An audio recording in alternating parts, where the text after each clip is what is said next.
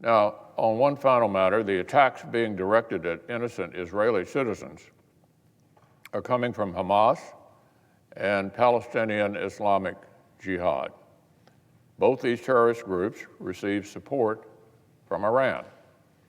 The regime in Tehran is the most active state sponsor of terrorism in the entire world. The regime supports Shia terrorists, Sunni terrorists, and secular terrorists. Many of the rockets now raining down on Israel's cities are gifts from Iran. Technologies of terror honed by the Iran proxies in Yemen, Iraq, Syria, and Lebanon. Days ago, the U.S. Navy seized weapons on a vessel that appears to have been dispatched from Iran bound for Yemen to fuel the violent Houthi terrorists in violation of the UN embargo. Just last night, the Houthis again fired missiles against Saudi Arabia. And public reporting suggests Iran's proxies, on top of assassinating Iraqi protesters, are stepping up attacks on the United States and coalition presence in Iraq as well. Iran is emboldened by our retreat from Afghanistan. They're eager to challenge an administration that appears desperate to return to a failed deal.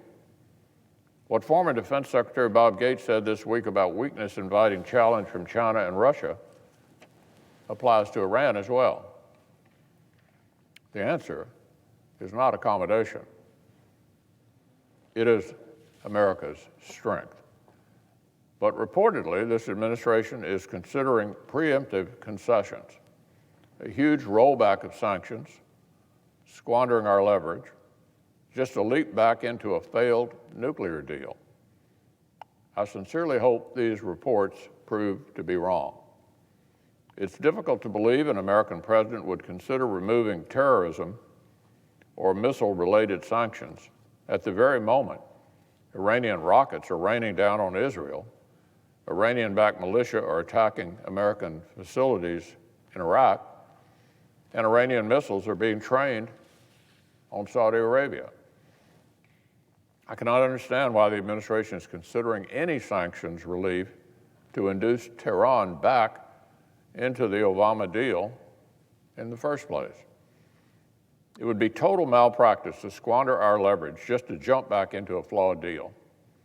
That kind of preemptive capitulation would make negotiating a better deal much, much more difficult.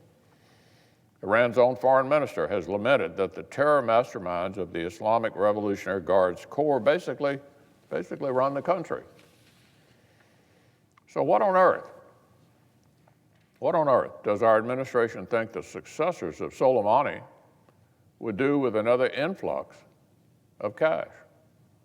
If the administration will stay smart, stay tough, and work toward a better deal that truly halts Iran's nuclear and missile programs, as well as a strategy to confront Iranian terrorism, then the president will find support and partnership from the Republican side.